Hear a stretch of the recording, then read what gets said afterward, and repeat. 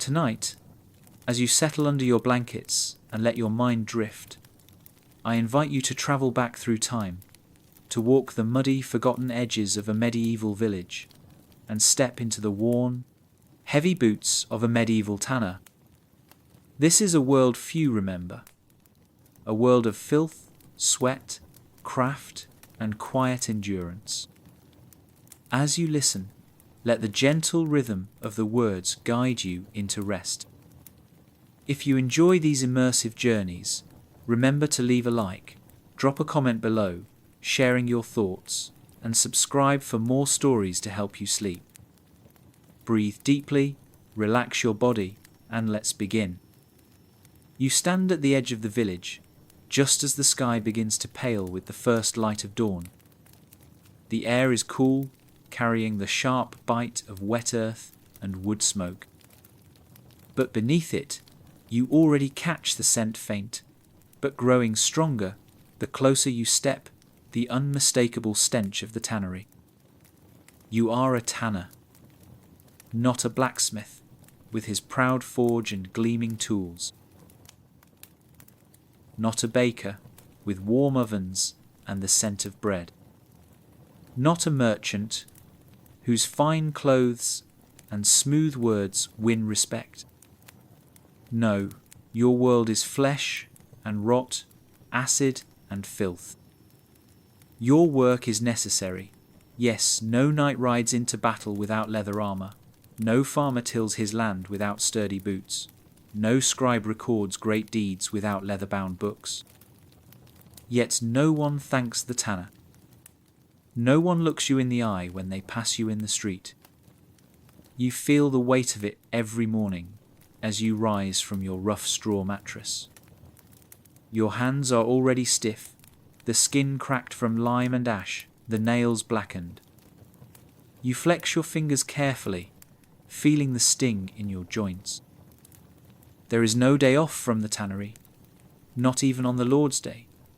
Not really. The hides soak, whether you pray or not, and if you leave them too long, the rot deepens, the stink grows worse, and the work tomorrow becomes unbearable. As you walk, you feel the ground change beneath your feet. In the village centre, the streets are hard-packed dirt, sometimes cobbled, swept by the occasional servant or townsman. But out here, near the edge, it's muddy, the kind of mud that clings to your boots and doesn't let go.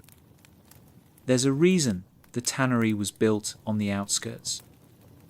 No one wants its stink near the markets or the church. You see the other tanners already at work. A boy, no older than your own son, is carrying a bucket of fresh lime to one of the pits. Another man hauls heavy hides over his shoulder, his face hidden behind a cloth. You know that cloth does little. The smell is stronger than any fabric, any wrapping. It soaks into the skin. It becomes part of you. The tannery itself looks almost alive. The pits bubble faintly, a mix of urine, water, and animal dung. Hides hang stretched on wooden frames, pale and glistening, like ghostly sails. There's a constant chorus of sound, the scrape of knives against flesh, the splash of buckets, the slap of wet hide hitting stone. You remember the first time you walked into this place. You were young then, maybe 12, sent to learn the trade from your father or your uncle. You had gagged at the smell, nearly vomited as you approached the vats. Your skin had itched from the lime, your fingers had bled from the scraping knives. You had cried at night, quietly, so no one would hear.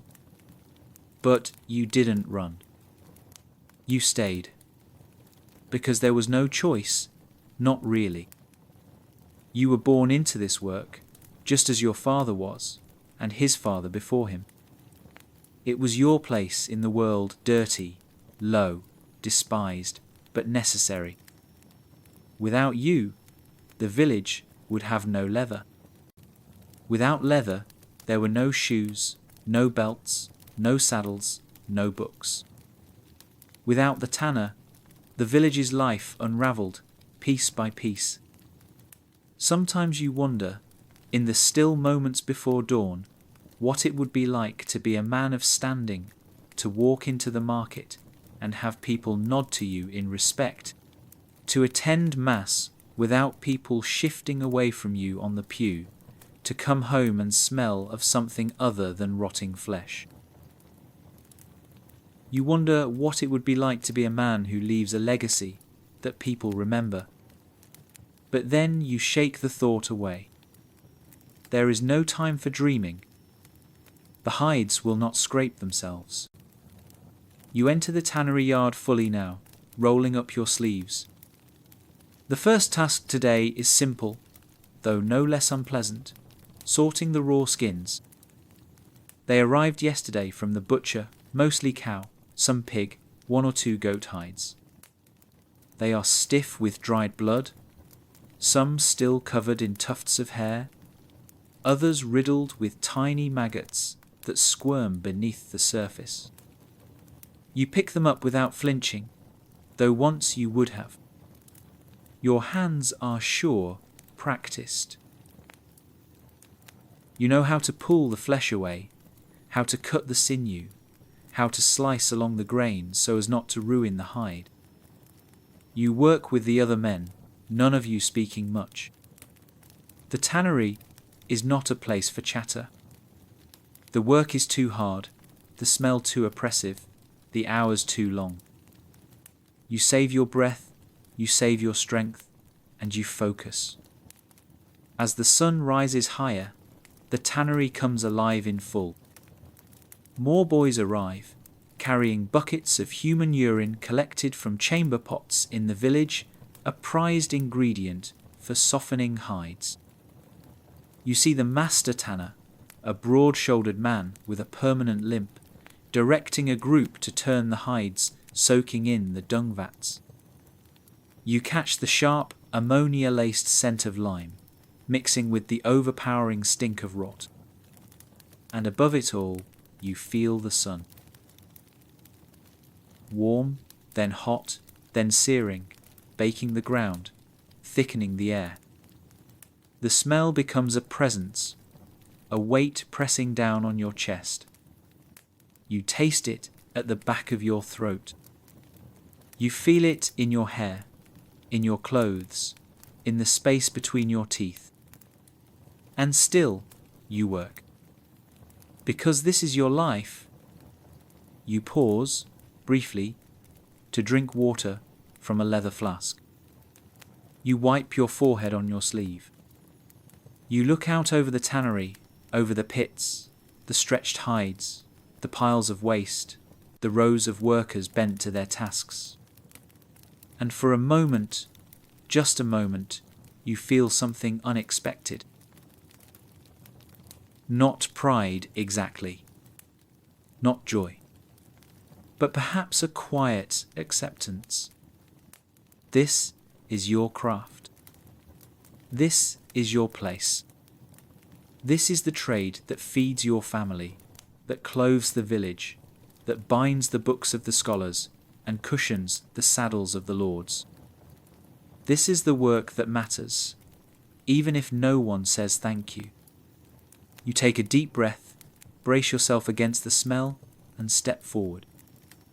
The day has only just begun. You step closer to the tannery yard, and even before you cross its boundary, the smell reaches you like a hand across the air, not a gentle greeting, but a slap. It hits hard, thick, and unrelenting, a mixture of rot, acid, and damp. You pause, just for a moment, to let your senses adjust, though in truth, they never really will. Every morning, it is the same. The tannery does not let you grow numb. The smell is alive, a living presence that wraps itself around your body and drags you inward. As you take your first few steps inside, the world shifts. The ground beneath your feet changes texture, from soft earth to sticky mud, the kind that sucks at your boots and threatens to steal them away. The air hangs heavier here, not just because of the work, but because of the history baked into every surface, the wood soaked with years of splashed hide water, the stones slick with old oils, the vats crusted with the memory of thousands of animal skins. You breathe carefully, shallowly, knowing that deep breaths will only fill your lungs with the sharp, choking fumes of lime and ammonia. There's a sharpness to the smell, like vinegar and sour milk left too long in the sun.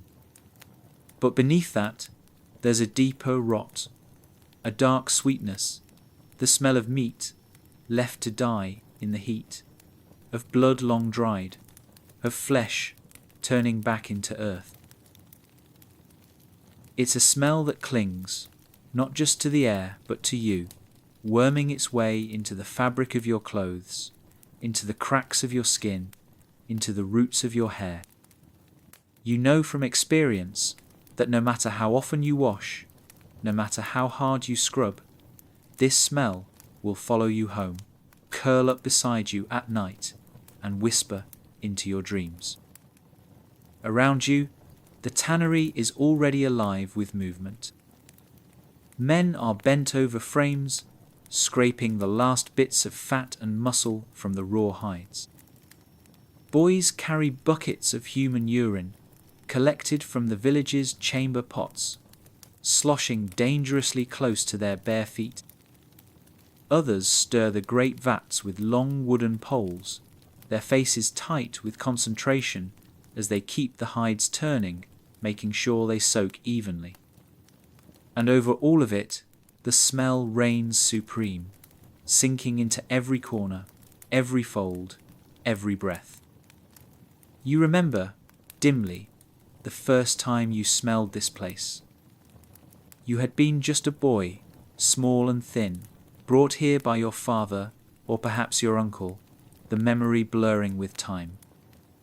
You had gagged, doubled over, eyes streaming, chest heaving. The older men had laughed, not cruelly, but knowingly, the way men laugh at the new apprentice who still believes he can stay clean. You had wanted to run, to flee back to the open fields, to the fresh breeze off the hills, to the simple scent of grass and wood smoke. But you hadn't. You had stayed. You had learned, over time, to hold the smell close, to let it become part of you, even as you hated it. The smell is not just bad, it is isolating. It marks you, sets you apart. When you walk through the village, people pull away without thinking. A step, a glance, a turned shoulder. At first, it had hurt, like a slap you weren't expecting. Now, it's just another part of the trade. You are a tanner. You will never smell clean. You have seen the way your own children wrinkle their noses when you kiss their foreheads at night, the way your wife washes your clothes twice, sometimes 3 times, trying to scrub out what will never come out. You carry the tannery with you, wherever you go. You watch as one of the apprentices, a boy barely in his teens, trips slightly, nearly spilling his heavy bucket. His face is twisted in disgust, his nose wrinkled, his lips pressed tight. You see in him the memory of yourself, the first months when every smell was a fresh assault, every breath a battle. You know, with a quiet certainty, that the boy will grow used to it, not because the smell will lessen, but because he will have no choice. He will learn, as you did, to breathe shallowly, to wash quickly, to ignore the curling sneer on the merchant's face or the quiet shuffle away in the church pews. The tannery's smell comes from every stage of the work. The raw hides, freshly delivered from the butcher, carry the sharp tang of blood, the heavy musk of animal. The lime pits, where the hides soak to loosen hair and flesh, give off a biting chemical sting, a smell that burns the inside of your nose and makes your eyes water if you lean too close. The dung vats, where hides are softened, release a deep, earthy stink, a smell of manure and wet decay, rich and foul all at once. And then there is the combined smell of it, all of the earth and water and flesh and chemicals, mingling and mixing, rising in a thick, choking cloud that never truly dissipates. You walk past the lime pits now, glancing down at the pale, swollen hides, the hair slipping away in soft clumps, the surface slick with caustic residue. The smell here is sharpest, clean, in a strange, dangerous way, like the edge of a blade. You feel the familiar itch start on your arms, the ghost of past burns, the memory of raw, red skin. You've learned to respect the lime, to handle it carefully, to rinse your hands often, but the smell lingers, even when the burn fades. Further on, the dung vats bubble quietly, thick and brown. The hides, stirring beneath the surface like creatures half alive. Here, the smell is heavier, more primal, a reminder of the earth itself, of what returns to the soil and what rises from it. You feel it settle on your skin, seep into your clothes, coat your tongue. You taste it, even when you close your mouth. You know, with a resigned certainty, that this smell will follow you home, slip into your bed, curl against your pillow. And yet, you keep walking, keep working, keep breathing.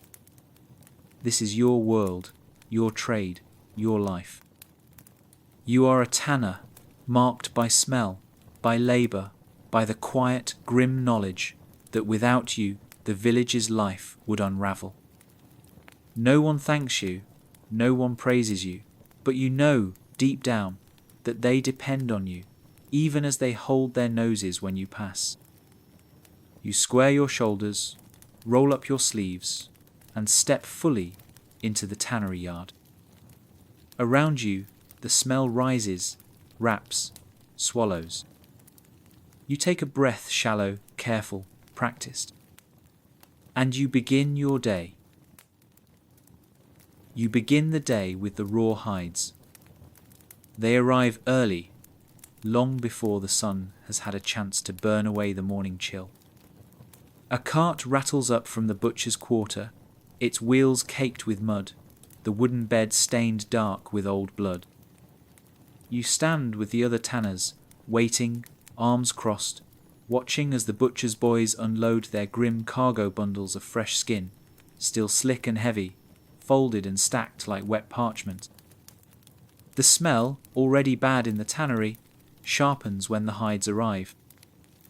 It is a fresh, metallic scent, sharp with blood and the faintest trace of sour fat.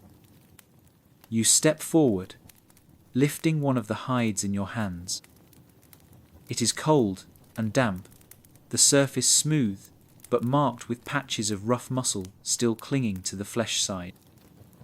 Small streaks of hair cling to the outer layer, some matted with dirt, others standing up in spiky ridges. You know, from years of handling them, that each hide has its own story, its own texture. The tough, thick hides of oxen, the softer, more delicate skins of sheep, the wiry toughness of goat.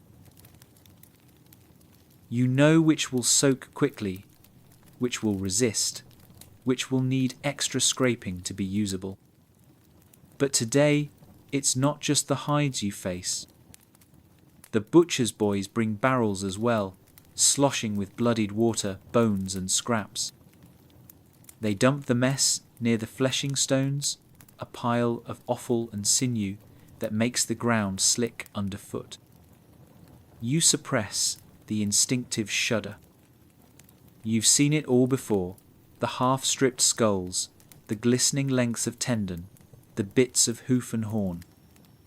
To be a tanner is to live with the waste that no one else wants, to take what is discarded, despised, and foul, and turn it into something the world depends on. You move to the scraping bench, laying out one of the fresh hides. The skin is thick, resistant, still bearing the last evidence of its former life, the faint marbled pattern of veins, the shadow of old scars where the animal brushed against a fence or fought another. You take your knife, a curved, well-worn blade, and begin to work. You draw it carefully across the flesh side, peeling away fat, muscle, membrane. The sound it makes is quiet but distinct, a soft, wet scraping, like cloth dragged over stone. You feel the resistance lessen, little by little, as the hide yields, becoming thinner, smoother, cleaner. The work is hard on the hands. Your fingers ache from the grip, your palms sting where the skin is cracked and raw. The knife bites, sometimes too deep, leaving your thumb numb, your wrist sore. You wipe your forehead with your sleeve, ignoring the streak of grease it leaves behind. Around you, other men work in silence, each bent to his own hide, each lost in the rhythm of blade on flesh, blade on flesh. The air hums with quiet concentration, punctuated only by the occasional grunt or sigh, the shifting of feet, the thud of a hide thrown aside when finished. You remember, distantly, when this kind of work repulsed you, when the feel of wet hide beneath your hands, the sight of fat curling away under the blade, the smell of meat gone slightly sour, made your stomach turn. You remember the days when you would gag over the fleshing stone, tears pricking your eyes, head spinning with nausea. But those days are long past. You have trained your body to endure, your senses to adapt. Now you no longer flinch. You no longer hesitate. You work, steadily, without pause. After the hides are scraped, they must be soaked. You haul them to the vat's great wooden barrels filled with lime water, the surface cloudy, faintly steaming. The smell here is different, sharper, biting, the kind that stings the inside of your nose, makes your eyes water. You plunge the hides in, feeling the water splash up onto your arms, the liquid seeping through your sleeves, leaving a faint burning sensation on your skin. The hides must soak to loosen the hair, to soften the stubborn bits of flesh that remain. You will return to them later, when the lime has done its work, and strip them down further, closer to the clean, pale skin that can be turned into usable leather. And then there is the dung. The vats sit further back, near the edge of the yard, away from the lime pits. These are the softening vats where hides, once de-haired and scraped, are soaked in a mixture of water and animal dung. The smell is, by any measure, unbearable, thick, wet, sour, clinging. You feel it press against your face, slip down your throat, nestle in the folds of your clothes. You carry buckets to the vats, tipping in fresh dung, stirring the mixture with long poles, making sure it is ready. When the time comes, you will stand at the edge, sleeves rolled up, hands bare, lifting the heavy, sodden hides from the lime pits and plunging them into the dung, working them slowly, massaging them, making sure every inch is softened, every fibre loosened. You glance over at the boy working near the dung vats, his face pale, his mouth set in a thin, determined line. You see him gag once, twice, before he steadies himself, gripping the pole tighter. You remember being that boy. Remember the way the smell seemed to crawl inside your head, the way you thought you might never eat again, never breathe again without tasting it. But you also know that, given time, the boy will learn, as you learn, to endure, to accept, to carry on. This is the truth of the raw materials. They are filth, they are waste, they are the discarded, the unwanted, the rotten, and yet they are also the foundation of everything you do.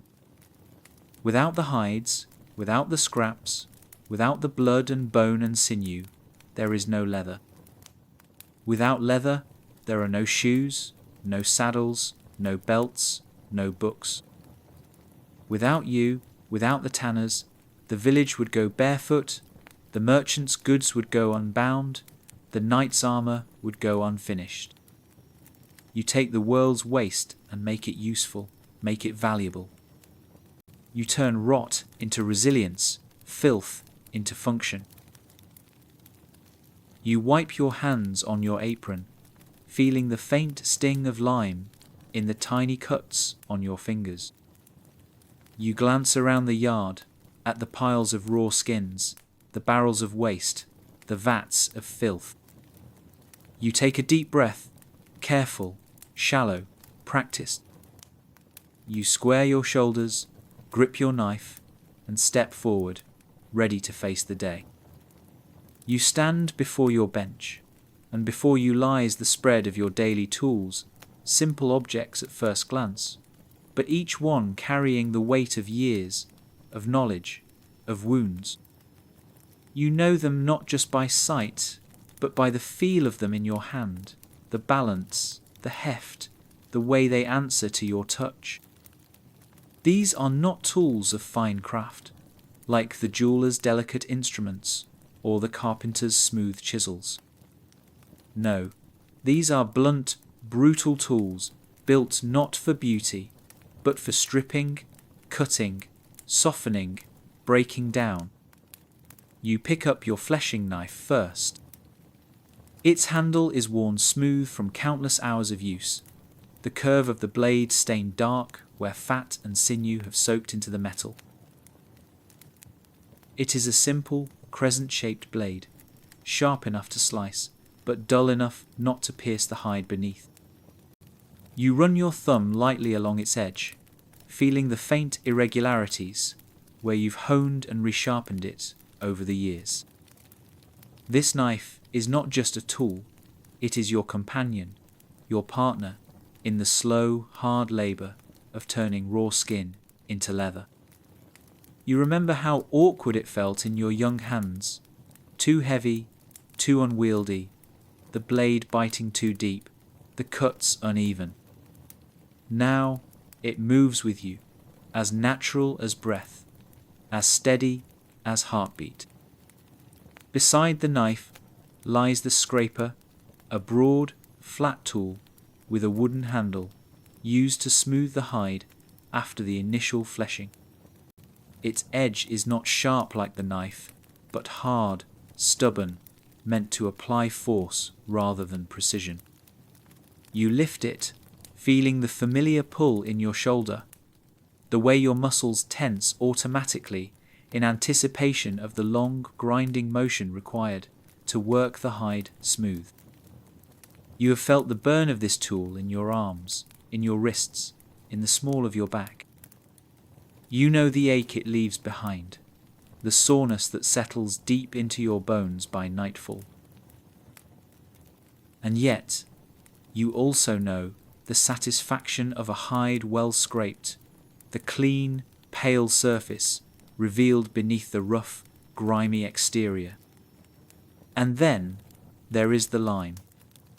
You walk over to the lime pits, the air sharpening as you approach. The vats are deep, wide, lined with heavy wooden planks that have absorbed the sting of the chemicals over years. The lime solution within is cloudy, a milky white mix of water and lime powder that bites into skin, strips away hair, eats at flesh. You watch as one of the apprentices, sleeves rolled high, lowers a hide into the pit, his face tight with concentration. You know the dangers here, the burns, the rashes, the slow corrosion of skin and nail. You felt it yourself, the creeping itch that starts at your fingertips, the red rawness that spreads up your arms, the tiny, painful fissures that open in your skin after too many hours of contact. But you also know the lime's power, its necessity. Without it, the hair stays stubborn, the flesh clings too tightly, the hide resists transformation. The lime is cruel, but it is essential. Beyond the lime pits, the dung vats wait. Here, the smell deepens, thickens, becomes something almost physical, a weight on the air, a presence you cannot ignore. The vats are wide, shallow, filled with a mixture of animal dung and water, stirred to the right consistency, the right texture. You know the recipe well, passed down from master to apprentice, from father to son. Too thin, and the hides do not soften properly. Too thick, and they become heavy, unworkable, prone to rot. You watch as another worker plunges his arms into the vat, lifting a sodden hide, kneading it slowly, methodically. You feel the faint shudder in your own stomach, the memory of your first time doing the same. The gagging, the near vomiting, the way you had to force yourself to keep your hands steady, your breath shallow, your face composed. Now you step to the vats without flinching. You are a tanner. This is your work, your craft, your burden. You glance over the yard, taking in the other tools scattered across the workbenches and walls. There are wooden paddles, used to stir the soaking vats, long-handled hooks for lifting heavy hides from deep water, iron tongs worn smooth by years of gripping, turning, hauling. There are buckets, baskets, ropes, pulleys, all simple, all practical, all shaped by necessity. You know each one, know its purpose, its weight, its quirks. You have learnt to trust them, to care for them, to rely on them, even as they tear at your body, your strength, your patience. But the most important tool, you realize, is your own body. Your hands, calloused and scarred, hardened by years of gripping blades and stirring vats. Your arms, thick and corded, shaped by endless hours of hauling, scraping, lifting.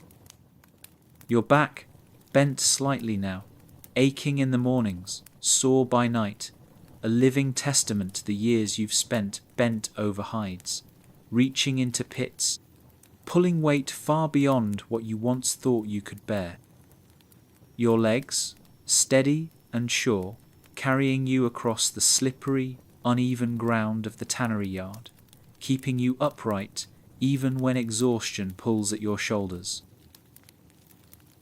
You know the toll this work takes, the cuts that fester, the burns that never quite heal, the joints that ache long after the day's labour is done.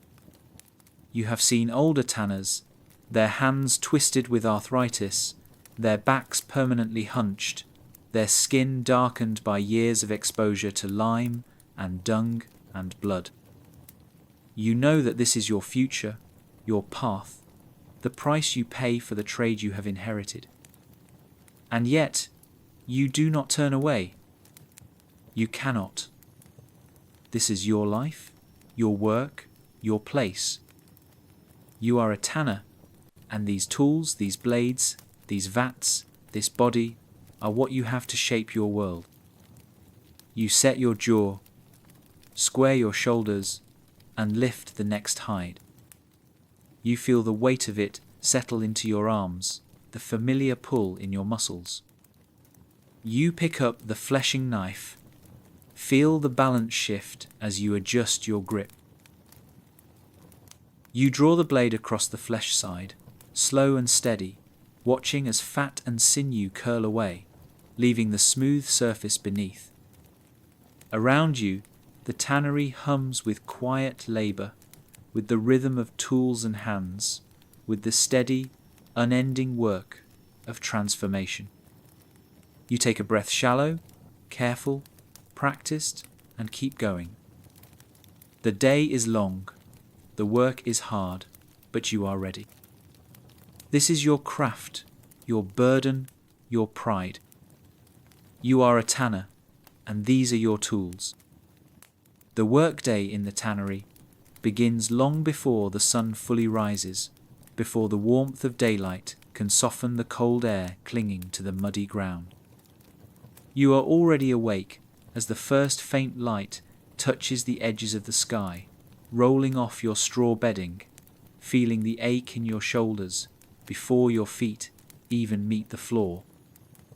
Your hands, rough and split, curl instinctively, testing the stiffness of your fingers, the soreness in your wrists.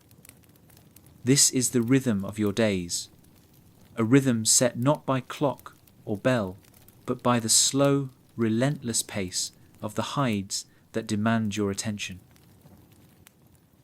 You step outside, boots squelching slightly in the damp earth, the chill biting at the edges of your skin. Around you, the world is just beginning to stir. A rooster calls distantly, a cart creaks somewhere up the road, smoke threads lazily from a nearby chimney. But in the tannery, there is no waiting, no gradual rise into motion. By the time you arrive, others are already bent to their work, shoulders hunched, arms moving steadily, blades scraping, buckets sloshing. The tannery is never still.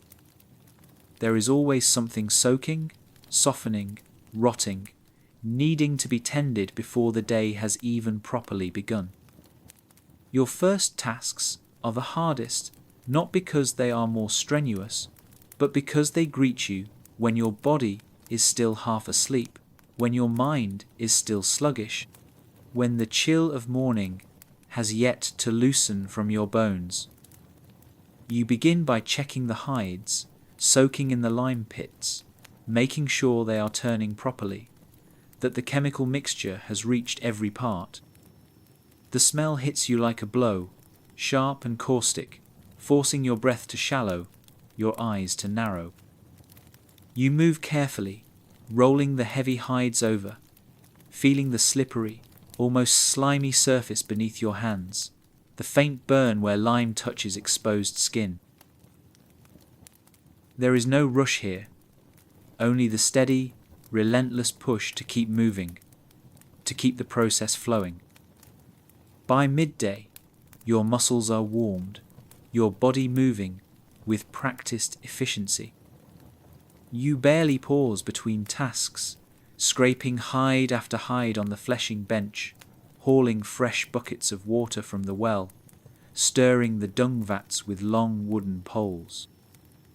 Each task pulls at a different part of you, each one demanding its own kind of strength, its own careful attention. The hides are heavy, waterlogged and thick, clinging to your arms as you lift them, the weight sinking deep into your shoulders. The scraping is meticulous, requiring patience and precision, your fingers wrapped tight around the handle of your knife, your back bent in the same hunched position for hours at a time. The air grows heavier as the sun climbs, the smell of the tannery thickening, pressing against you like a second skin. You taste it in your mouth, feel it along your tongue, a mixture of blood, rot, urine, and earth that no amount of shallow breathing can fully keep at bay. Sweat runs down your spine, pooling in the small of your back, soaking into the fabric of your tunic, mixing with the stink of the hides. You wipe your brow on your sleeve, knowing it makes no difference, that the grime will settle again within moments. There is no proper meal break, no long pause to rest. You eat standing, tearing off a piece of bread with dirty fingers, washing it down with cool water from a battered flask. You feel the bread stick slightly in your throat, your stomach turning faintly as the smell of the vats lingers nearby. But hunger is stronger than revulsion, and you eat quickly, mechanically, your eyes already scanning the next task before you finish chewing. The hides do not wait for you. The soaking, the scraping, the softening, each must be done in its time, each must move steadily, or the entire rhythm falters. As the afternoon wears on, fatigue settles deeper into your bones. Your fingers begin to tremble slightly when you grip the scraper. Your back stiffens. Your legs ache from standing and hauling, turning and lifting. The work is monotonous, yes, but it is never easy. Every moment demands physical effort, the application of weight, the careful management of balance and grip. A slip of the blade, a dropped hide, a misstep near the vats, each one carries its own risks, its own small dangers. You have seen men lose fingers to a careless cut, watched others fall sick after too much time in the lime, their skin reddened and raw, their breath short and laboured. You know intimately that this work is not just hard, it is punishing. As the sun begins to lower, casting long shadows across the tannery yard, you feel the familiar pull of exhaustion settle fully onto your shoulders. You move more slowly now, though you try not to show it, knowing that the day's tasks are not yet finished, that there are still hides to check, tools to clean, vats to stir. The light softens, the air cools slightly, but the smell remains thick, the weight of the day's labour pressing against you as you drag the last hides into place, as you scrape the final lengths of flesh away, as you rinse your hands in the cool, murky water, watching the filth spiral away down the drain. When the workday finally ends, it is not with a ringing bell or a shouted command, but with the slow fading of movement, the gradual stilling of hands, the quiet, tired gathering of tools and buckets. You straighten, feeling the sharp pull in your lower back, the faint burn in your shoulders. You wipe your hands on your apron, glance once more around the yard, and begin the slow walk home. The filth comes with you, clinging to your clothes, your skin, your very breath. You know that even after you wash, after you scrub your hands raw and change your tunic, the smell will linger, faint but unmistakable, woven into the fabric of your life. You will sit at your small table, eating your evening meal, and feel the tannery with you. You will lie in bed, closing your eyes, and dream faintly of hides and vats, of blades and buckets, of the slow, endless rhythm of the work that consumes your days. And yet, as you walk through the quiet streets, past homes and shops and shuttered stalls, you also feel a strange, muted sense of completion. The work is hard, yes, brutal, thankless, foul. But it is also steady, dependable, yours. You are a tanner, shaped by the rhythm of dawn to dusk, by the slow, punishing transformation of skin to leather, by the filth and labour that few others understand. You are part of the world's hidden machinery, essential but unseen, vital but uncelebrated. And tomorrow you will rise again before the sun and do it all once more. You step away from the tannery yard as the day ends, but it never truly leaves you. You carry it home, the scent woven deep into the seams of your clothes, pressed into the folds of your skin, nestled in your hair. You know it before you even reach your door, the faint shift in the air around you, the way people draw back as you pass, the way their eyes flicker away, trying not to wrinkle their noses too obviously. It is not just the stench of the tannery, it is your own scent now. You could strip off your tunic, scrub your hands until they bleed, soak your hair in herbs and scented water, and still the smell would cling. It has sunk past your skin, into the very essence of who you are, marking you as surely as any brand or badge. You are a tanner. You are the man who stinks of rot, of dung, of blood, of chemicals. No soap, no ritual, no prayer can scrub it away. As you walk through the village streets, you feel the subtle shift in the crowd. People make room for you without thinking, stepping aside, giving you space not out of respect, but out of revulsion. You see the faint tightening of mouths, the way mothers turn their children's heads away, the small, almost imperceptible shuffle of feet as people distance themselves just slightly, just enough. It no longer surprises you, no longer wounds you, but you feel it still, like a familiar ache you've learned to carry. When you reach home, the separation sharpens. You step through the door, and your wife greets you with a small, tired smile, one that carries love, but also a quiet endurance.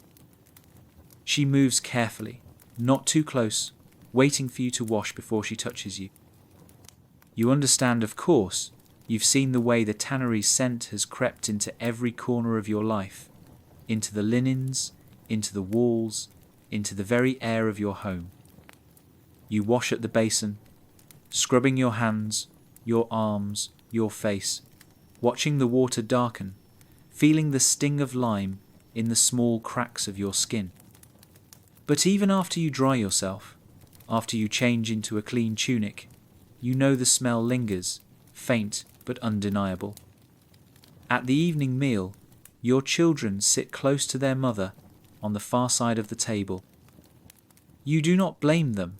You remember, dimly, how sensitive a child's nose can be, how overwhelming the tannery's scent must seem. You eat quietly, focusing on the food, grateful for the simple act of rest, of warmth, of being home.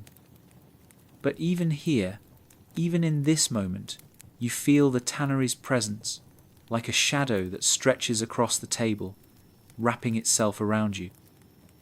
And beyond the walls of your home, the village remembers. You notice it in the market, when you go to buy bread or cloth, the way the merchant's eyes dart sideways, the way the coins are exchanged quickly, the goods handed over without the usual friendly chatter. You notice it in the church, where you sit near the back, not by choice, but by silent agreement, the other parishioners shifting slightly, making space, offering you the corner seat where your smell will disturb the fewest people. You notice it among the children playing in the lanes, their laughter fading slightly when you walk past, their noses wrinkling, their mothers calling them softly back to their tasks. The smell marks you as different as other. You are not quite part of the village's daily life, even though your work supports it. You craft the leather that becomes the cobbler's shoes, the saddler's harnesses, the scribe's books, and yet none of them meet your eyes when you pass. You are needed, yes, but you are also avoided, held at arm's length, kept on the edge of things. It is a strange kind of isolation, not exile, but something close, a quiet, constant reminder that you belong and yet do not.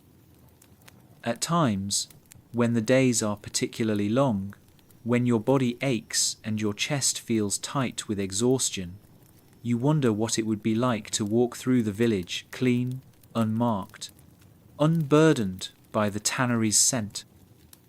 You imagine stepping into the market and hearing the cheerful greetings given to the baker, the blacksmith, the miller. You imagine sitting in church without the quiet space around you, kneeling shoulder to shoulder with your neighbours, sharing in the rituals without the faint undertone of discomfort.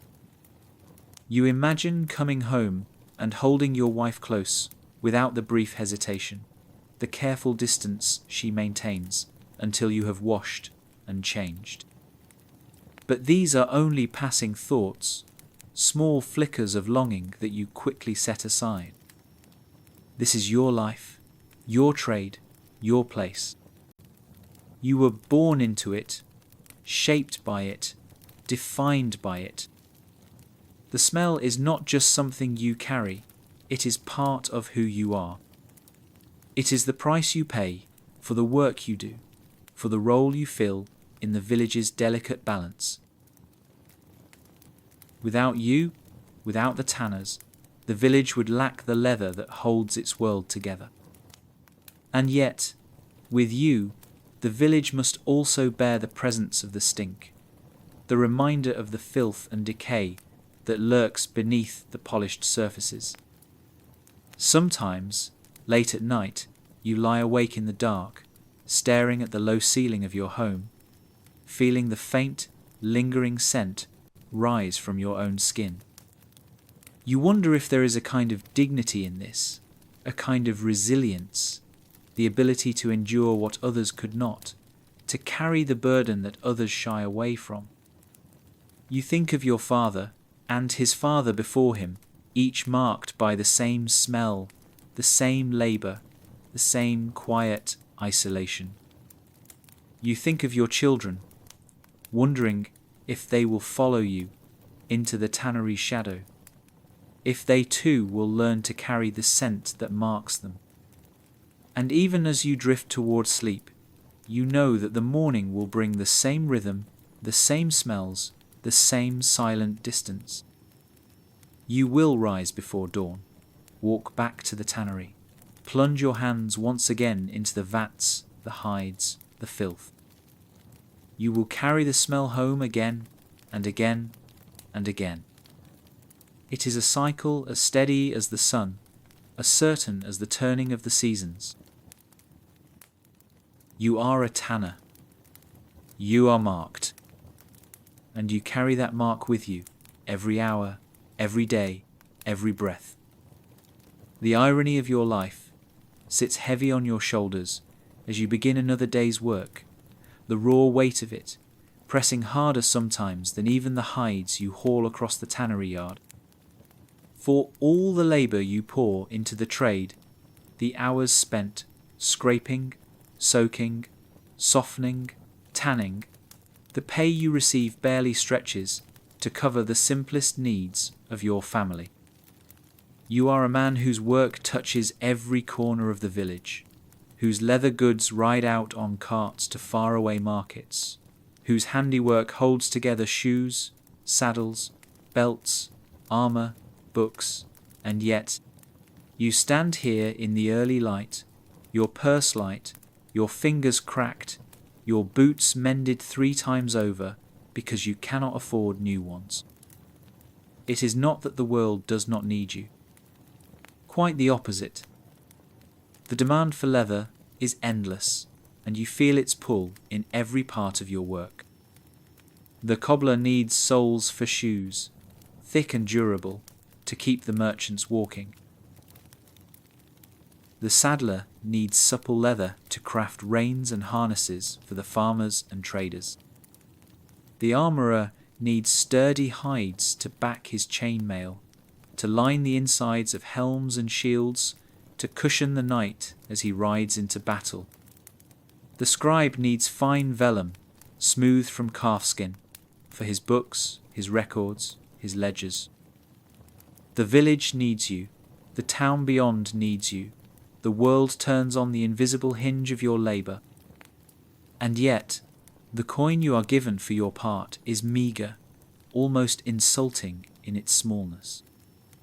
You work from dawn to dusk, your hands raw, your back bent, and at the end of the week, the pouch of coins you bring home barely fills your palm. You portion it carefully, a bit set aside for bread and beans, a bit for salt and candles, a sliver tucked away for repairs to the roof or boots or tools. There is no surplus, no luxury, no idle coin for ale or meat or small joys. If the harvest fails or a sickness sweeps through, If a cartwheel breaks or a hide batch is ruined, you know the margin you stand on is painfully thin.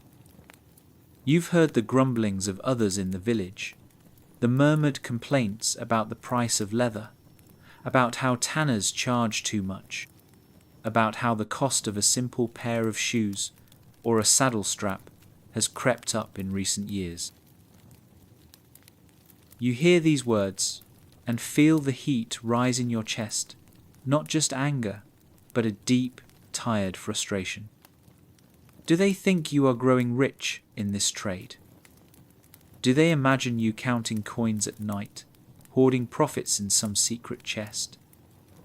They do not see the true price you pay not just in coin, but in skin and breath and body, in the years carved off your life by the stink of the vats, the bite of lime, the weight of labour. You know where the wealth goes up the chain, away from the yard.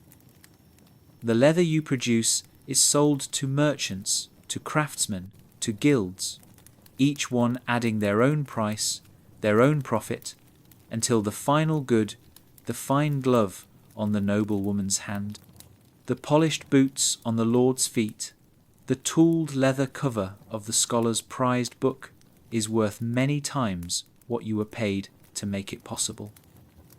You are the root of the tree, the unseen trunk buried in mud and dung and sweat, while the branches above you stretch wide, gathering the sun, gathering the coin.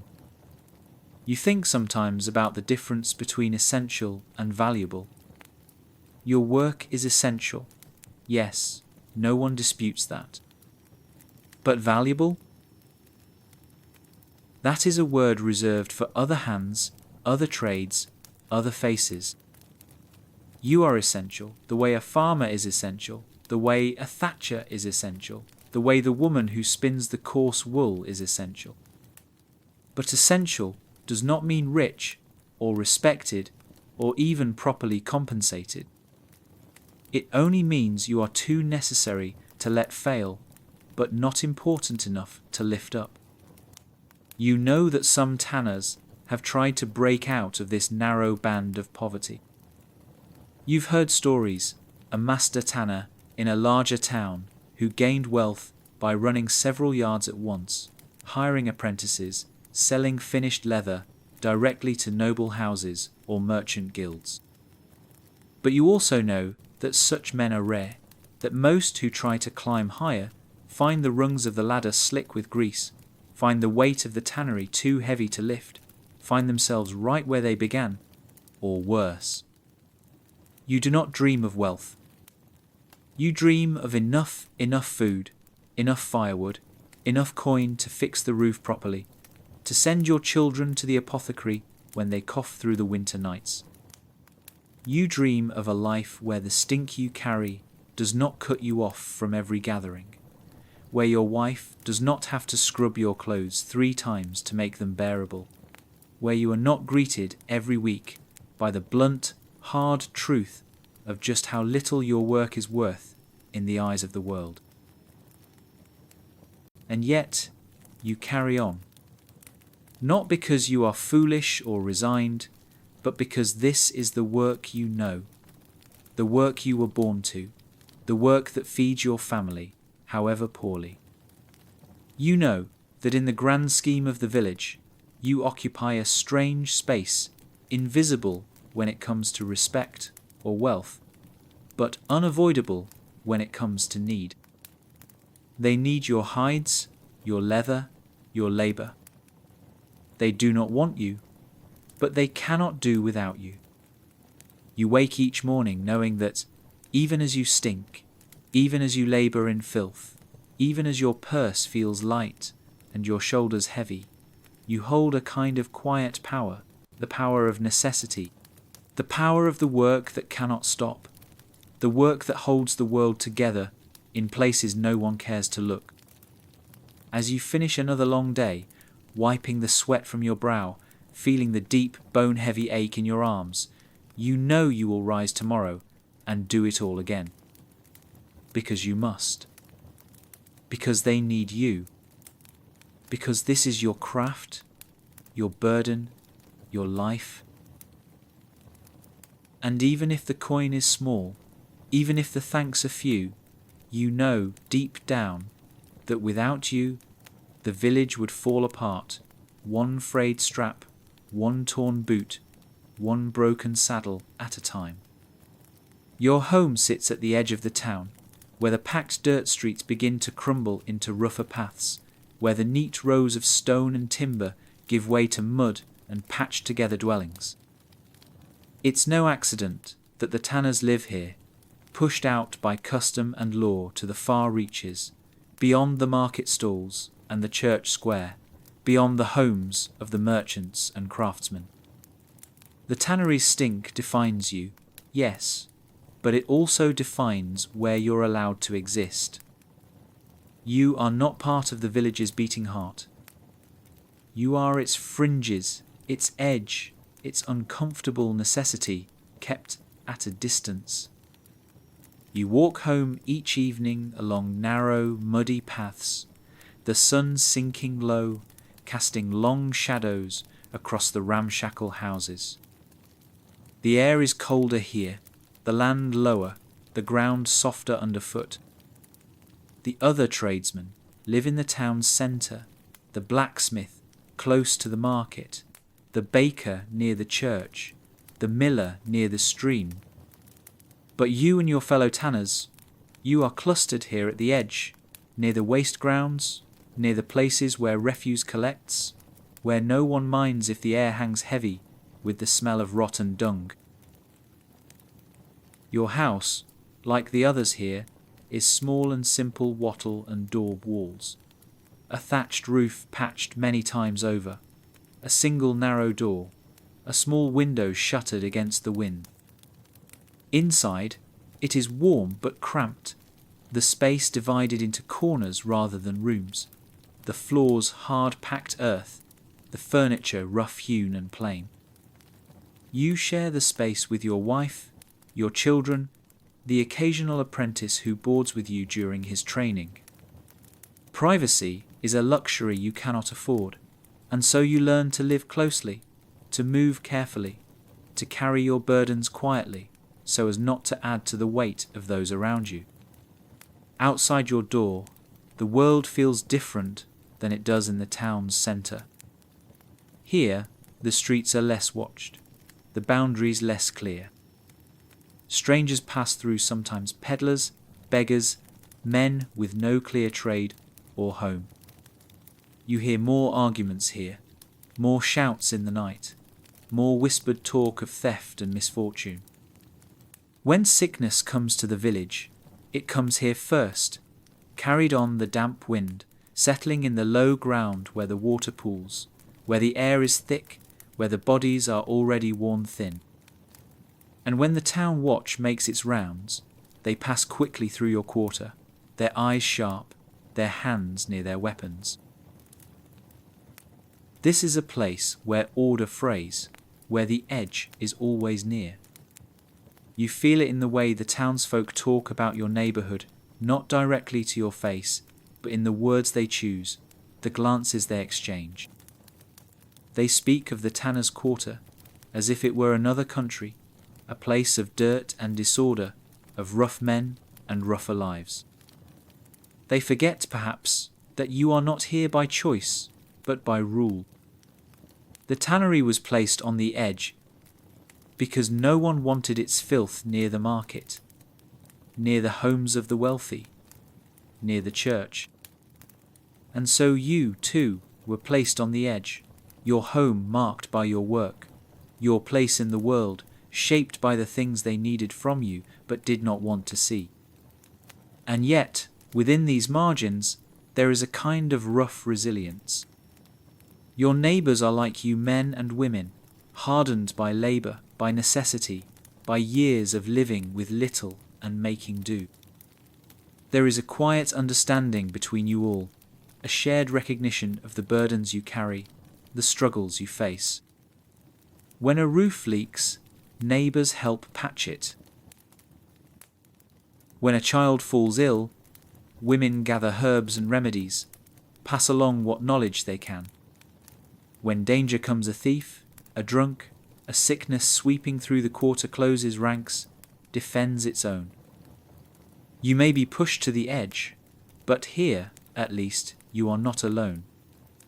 You remember, sometimes, the moments when you dared to imagine life further in, closer to the heart of the town. You remember passing the tall houses near the square, their doors painted bright, their windows wide and clear, their gardens neat and well tended. You remember the smell of bread from the baker's shop, the clang of the blacksmith's hammer, the quiet, busy hum of the market. You wondered, once, what it would be like to live there, to walk out your door and feel the respect in people's eyes, to belong not just in function, but in place. But those thoughts faded over time, worn away by the grind of work, the weight of necessity, the simple fact of survival. Your life is here, at the town's edge, where the world's refuse collects, where the unwanted tasks are done, where the air is thick with the scent of dung and rot, where the streets are dark and narrow, where the ground is always a little too soft, a little too wet, a little too close to sinking. You have learned to walk these streets without fear, to build your home against the wind, to carve out a space for your family amid the mud and margins. You have learned that dignity does not always come from place or wealth or reputation, but from the simple, stubborn act of continuing, of enduring, of carrying the weight you are given without letting it crush you. As you step into your home at the end of another long day, you feel the tannery's stink rise from your clothes, your skin, your hair. You see your wife glance up, see the flicker of weariness in her eyes, the quiet endurance she wears like armor. You hear your children's laughter from the corner, the soft rustle of their hands in a game of pebbles or string. You feel the walls close around you, the warmth of the small fire, the soft, rough edge of your bed. You are a tanner, living at the edge of town, at the edge of the world. But here, in this narrow, muddy space, you have carved out a life hard, yes, but yours. And as the night deepens and the shadows stretch across the earth, you know that tomorrow, and the day after, and the day after that, you will rise again, step once more into the tannery's stink, and carry your place on the margins with the quiet, enduring strength you have learned over a lifetime. The tannery is not just your workplace, it is your family's world. From the moment you rise in the dim light of dawn to the moment you return home at dusk, your family is woven into the fabric of your labour, bound not just by blood, but by the work itself. In a trade like this, there is no clear boundary between home and workshop, between family and labour. Everyone carries part of the burden. Your wife is the quiet backbone of the household, holding together what the tannery threatens to pull apart. She washes the clothes that no amount of scrubbing can truly cleanse, tends the small kitchen garden that fills the gaps left by your thin wages, and manages the household with a calm steadiness that sometimes leaves you in silent awe. But she is more than just a housekeeper. She is part of the work. You remember clearly the first time she joined you in the yard, sleeves rolled up, hands submerged in a soaking vat, hair falling loose as she helped turn the hides when you were too ill to manage it alone. She had not flinched at the stink, had not recoiled from the filth. She had set her jaw and worked beside you, because that is what survival demanded. Your children, too, have grown up in the long shadow of the tannery. Even before they are old enough to carry buckets or handle the scraping tools, they know the smell of the trade, the rhythm of its hours, the shape of its demands. You see it in the way they wrinkle their noses but don't complain, in the way they watch you work with wide, serious eyes, in the way they run small errands without being asked, fetching water, gathering firewood, carrying messages. As they grow older, the tasks grow heavier. Your eldest son now hauls small loads of hides, his thin arms straining with the effort. Your daughter helps her mother clean the tools, scrubbing them carefully, learning the importance of keeping the blade sharp, the handle firm. You never wanted this for them. You remember promising yourself, once, that you would find a way to give them something different, a path that did not lead through lime pits and dung vats, a future beyond the tannery's stink. You dreamed of sending them to learn another craft, perhaps as an apprentice to a carpenter or a mason, perhaps even to the church school, where they might learn to read and write, to lift themselves beyond the dirt and the margins. But dreams are soft things, easily torn by the sharp edges of reality. The truth is simple and heavy. Your family's survival depends on every hand contributing. You cannot afford the luxury of sparing your children from the work that feeds them. There are moments, though, when you catch glimpses of what you are giving them, beyond just labour. You see it in the way your son studies your hands as you work, the way his small fingers mimic your grip on the knife, the way he asks careful, thoughtful questions about the hides, the tools, the process. You see it in your daughter's quiet competence, her ability to manage the household's countless small needs, her steady presence when younger siblings cry or quarrel. You are not just giving them toil, you are giving them resilience, a knowledge of endurance, a sense of place and craft. Still, you worry. You worry late at night, when the house is dark and quiet, when the aches in your body sharpen into doubts in your mind. You worry about the toll the tannery will take on them, on their health, their prospects, their sense of self. You have seen what this trade can do over time, how it carves lines into faces, how it bends backs, how it narrows horizons. You wonder if, by binding them to the family trade, you are also binding them to the same limits, the same burdens, the same quiet isolation you have known all your life. You think of your own childhood, the way you were handed the tools by your father, the way you learned to scrape hides before you were tall enough to see over the bench, the way you accepted, without question, that this was your path. You remember the faint flickers of rebellion. You once felt the dreams of running off to join a merchant caravan, the fantasies of learning a scholar's trade, the impossible hope of escaping the tannery's stink. But those dreams faded, as they always do, under the weight of hunger and necessity. You wonder if your children will follow the same path, if they will learn to set aside their dreams as you once did, if they will come to carry the tannery in their bones the way you do now. And yet, amid all the worry, there are moments of quiet connection, moments when the tannery becomes more than just a burden. You remember the laughter that sometimes bubbles up, even in the midst of the filth, your son splashing his sister with water from the soaking vat, your wife teasing you about the streak of lime across your forehead, your youngest toddling around the yard with a stick, pretending to stir the hides like the grown-ups. You remember the pride you felt when your son completed his first full hide scraping, the satisfaction on his face as he presented the smooth, clean surface to you. You remember the evenings when you and your wife sit together, sharing bread and quiet conversation, the day's labour behind you, the small comfort of companionship easing the sharpness of fatigue.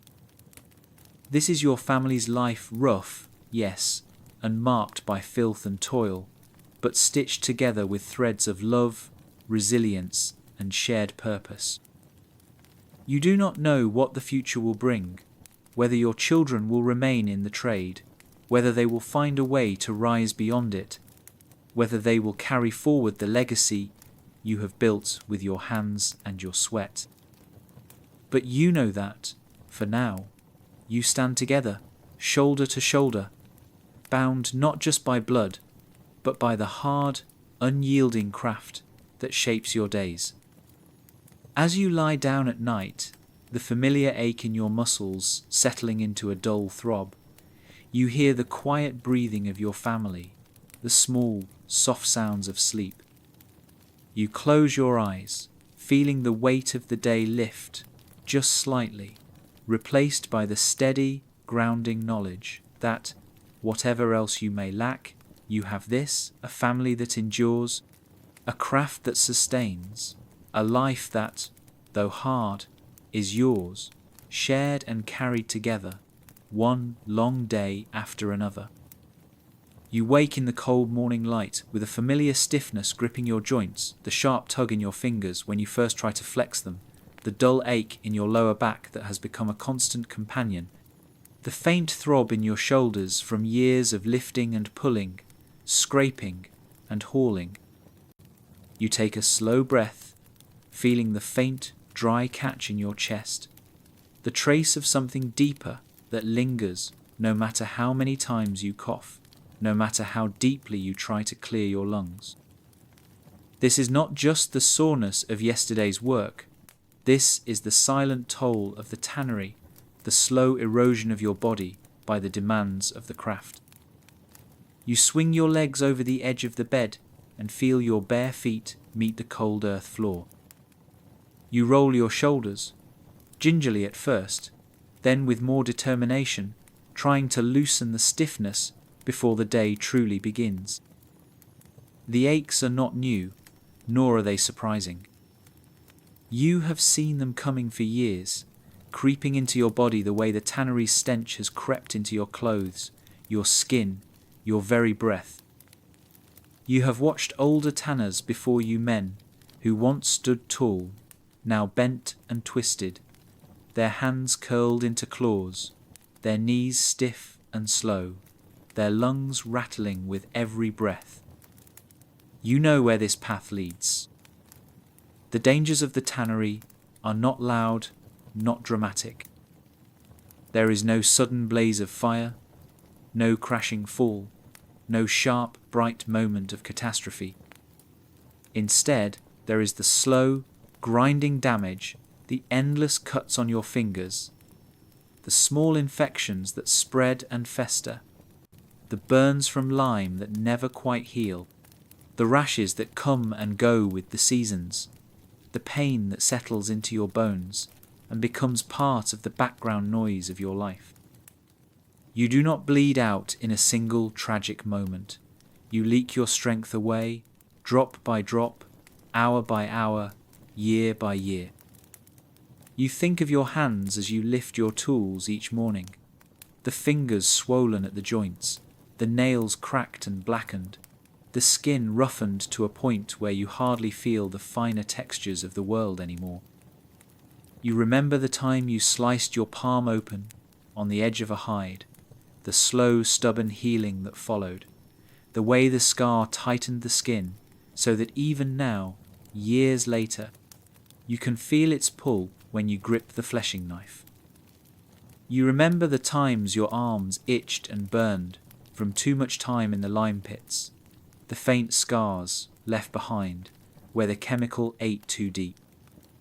You remember the colds that settled in your chest and never quite left, the coughs that rattle through the night, the weight in your lungs that no doctor, no apothecary, no prayer has been able to lift.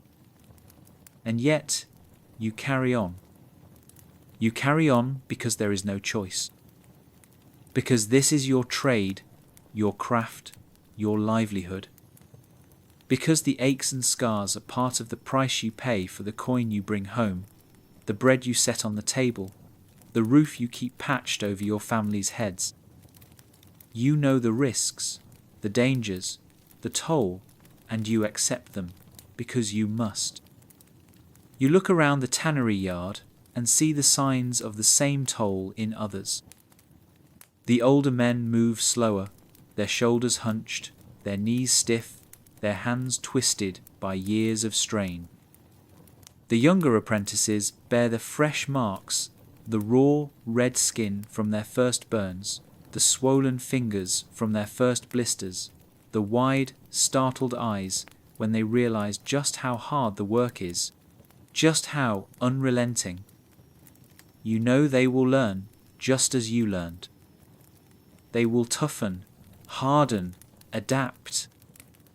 Or they will leave if they are lucky enough to have somewhere else to go. But most will stay. Most will become like you. It is not just the physical toll that weighs on you. There is a mental weight too, the slow, creeping weariness that comes from knowing that no matter how hard you work, no matter how many hours you put in, no matter how skilled or careful or determined you are, the work will always take more from you than you can replenish. There is no finish line, no moment of triumph, no reward waiting at the end. There is only the next day, the next hide, the next vat, the next scrape, the next breath. Sometimes, in the quiet moments before sleep, you wonder how many years you have left in your body. You wonder how long your back will hold, how long your fingers will grip the knife, how long your legs will carry you through the long, muddy days. You think of the men who stayed in the trade until the end, working until they collapsed, until they could no longer rise, until their sons took up the tools and carried on in their place. You wonder if that will be your path, if you will one day pass your tools to your son, if you will watch him grow into the same aches, the same slow damage, the same quiet, steady endurance. But then you shake these thoughts away, not because they are untrue, but because they do not change anything. You rise each day, you carry your tools, you work the hides, you bring home the coin, you hold your family together. This is your life, your craft, your burden. The toll is heavy, yes, but you carry it because you must. You carry it because it is yours. As the day stretches on and the sun moves slowly across the sky, you feel the weight settle deeper into your bones, the familiar ache building in your shoulders, the tightness in your chest, the sharp twinge in your knees. You know you will return home tonight tired, sore, worn thin. You know you will wake tomorrow with the same stiffness, the same aches, the same quiet, patient determination to do it all again. You know that the dangers will remain, that the toll will continue, that your body will bear the marks of your labour more and more with each passing year. And yet, you do not stop. You do not falter.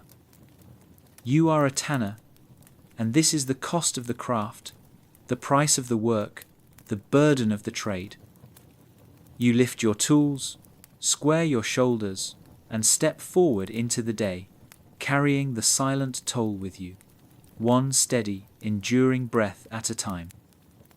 On Sundays, you make your way to the church like every other villager.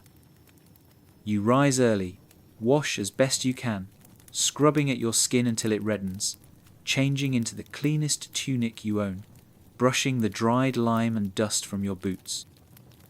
You try to walk with a little more care, a little more dignity, because even though you know the smell clings to you no matter how hard you scrub, you still hope every time that maybe this time it will be less. Maybe this time you will slip through the door without the faint ripple of unease, moving through the congregation as you enter. The church stands in the heart of the village, its stone walls cool and pale, its windows tall and narrow, its heavy wooden doors opening onto a space meant to lift the soul toward heaven.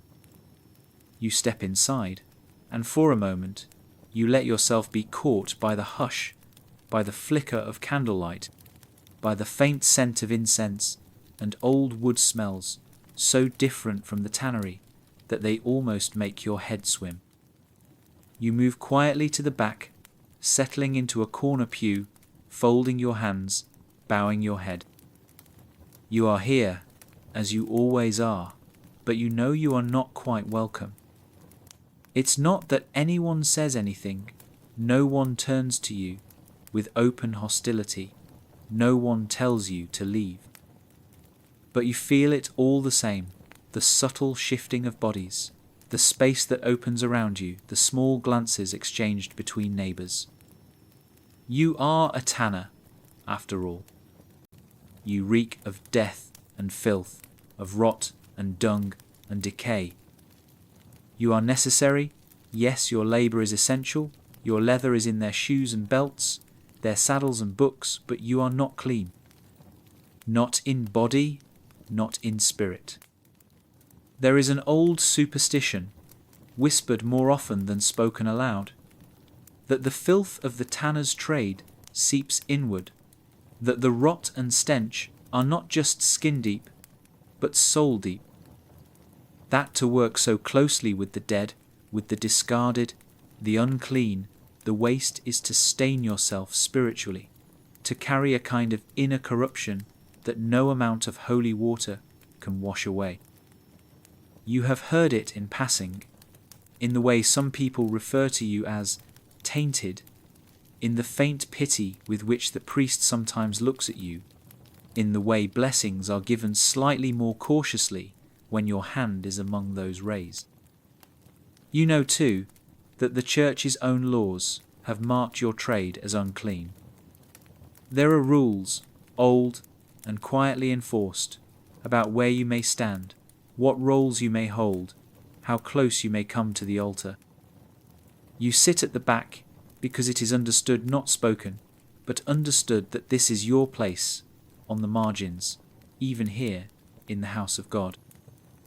You kneel and pray like everyone else, but you know your prayers rise through the heavy air of suspicion, that your words must fight to be heard over the unspoken judgment that clings to your craft.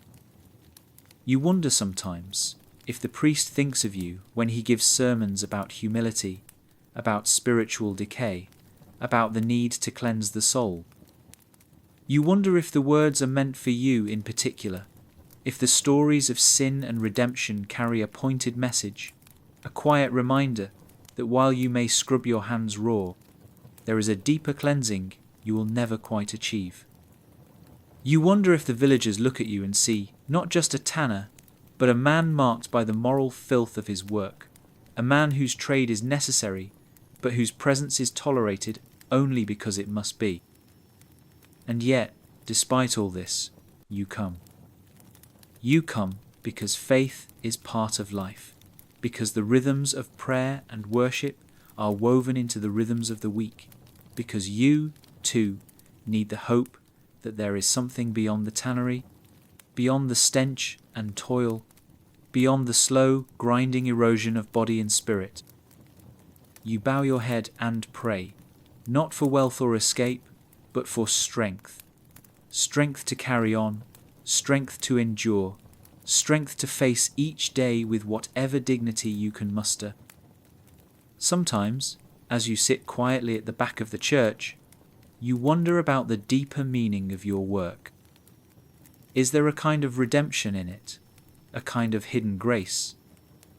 After all, you take what is dead, what is discarded, what is considered worthless, and you transform it into something that supports life shoes that carry feet across long roads, saddles that bear riders into battle or trade, books that preserve words and wisdom. You take waste and make it useful. You take rot and make it endure. Is that not, in its own rough way, a kind of resurrection? But then you catch the faint wrinkle of a nose as someone passes you, the subtle tightening of a face as you offer a handshake, and the thought slips away, replaced by the familiar weight of isolation. You know your place. You know your reputation.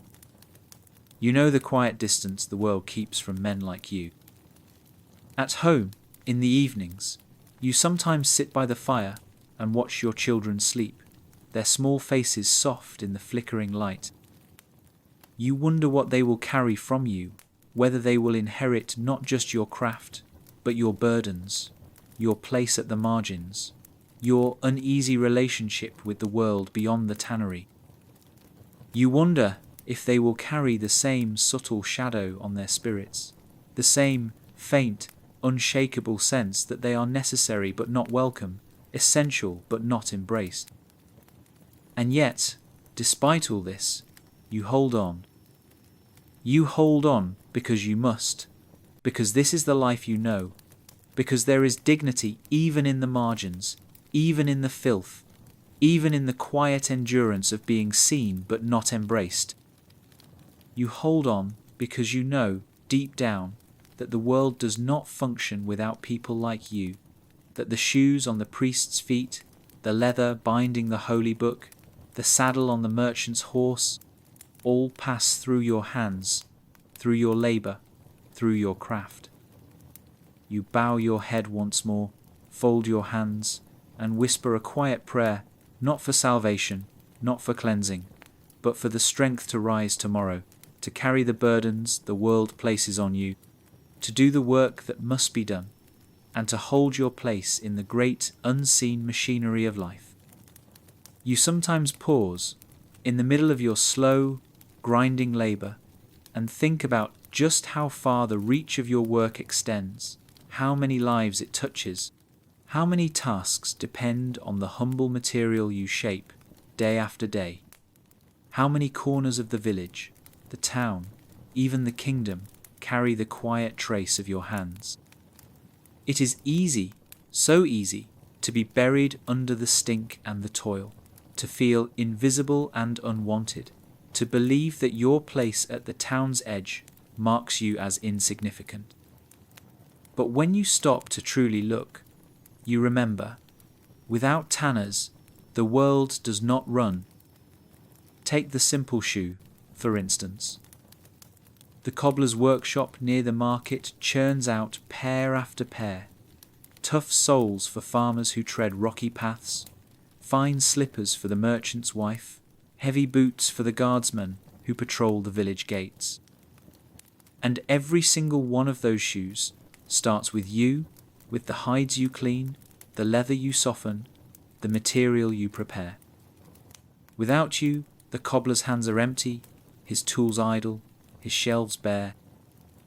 Without you, the farmers go barefoot, the merchants walk in rags, the guards stumble over stones.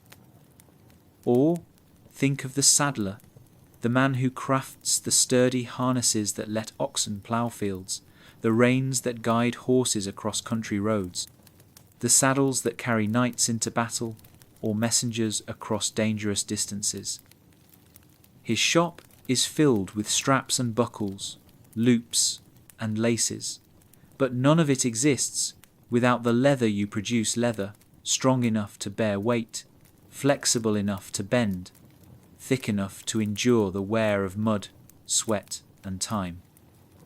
The kingdom's roads are held together by your hands.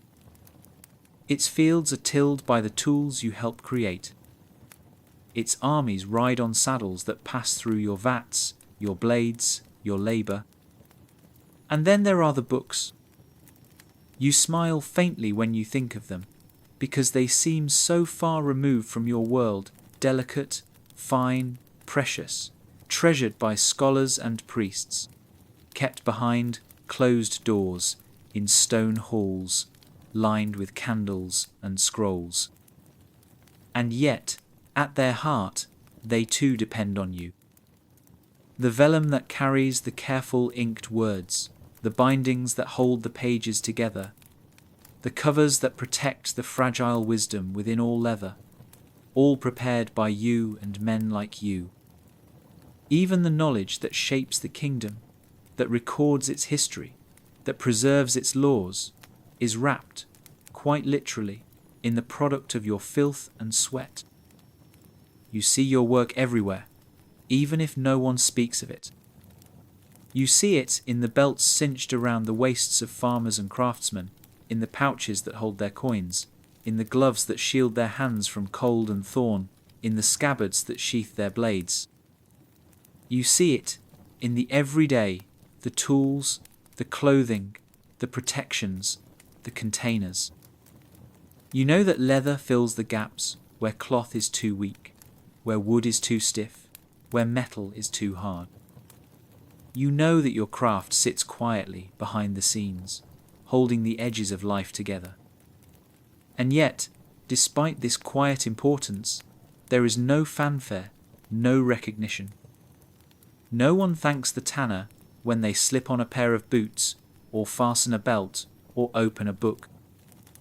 No one pauses to consider the hands that scraped the hides, the backs that bent over the vats, the arms that hauled the soaked leather from pit to bench. You are essential, but you are invisible, necessary, but unwanted, hidden at the margins, even as your work fills every corner of daily life. You sometimes wonder what it would feel like to see the final products, to hold the finished saddle, to touch the polished boots, to run your fingers over the smooth surface of a finely bound book.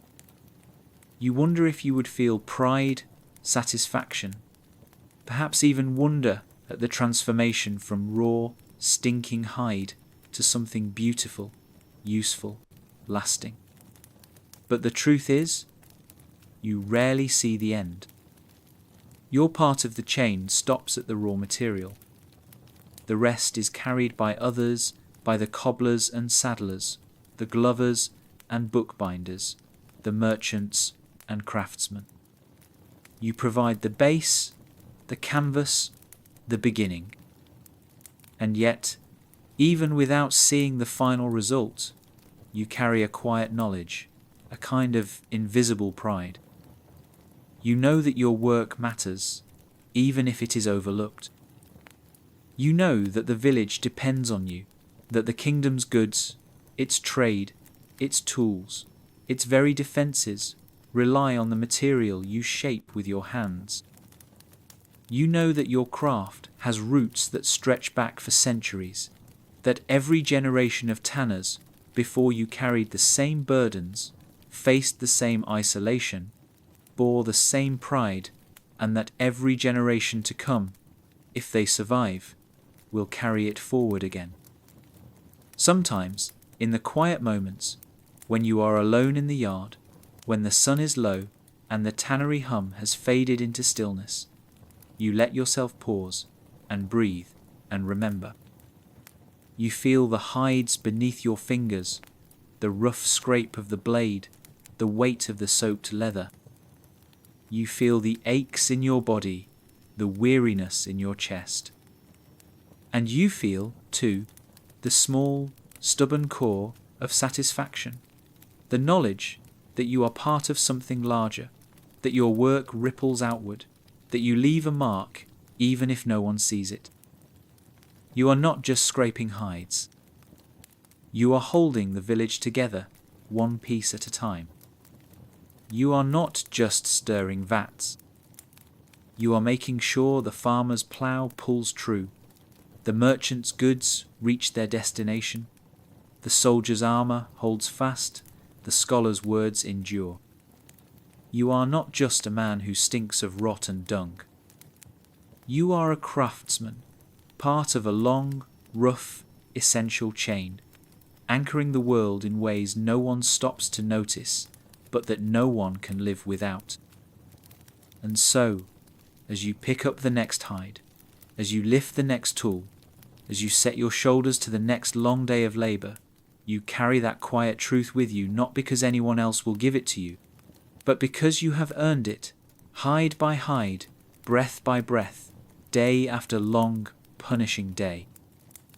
Not every day in the tannery is swallowed entirely by exhaustion and filth. There are, tucked between the long hours and the aching muscles, rare moments that pull you upright, moments of quiet pride that break through the grime and remind you, softly, that you are not just surviving, you are creating. It might be something as small as the glint of a freshly scraped hide in the morning light. You stand back, wiping sweat from your brow, and look at the smooth, pale surface stretched tight across the frame. Where just yesterday There was filth and rot, scraps of muscle, patches of hair, streaks of blood. Now there is order, readiness, possibility. You run your hand across it, feeling the evenness you worked so carefully to achieve, the clean curve of the edge, the uniform thinness that will make the cobbler or the saddler nod in quiet approval when they cut their patterns.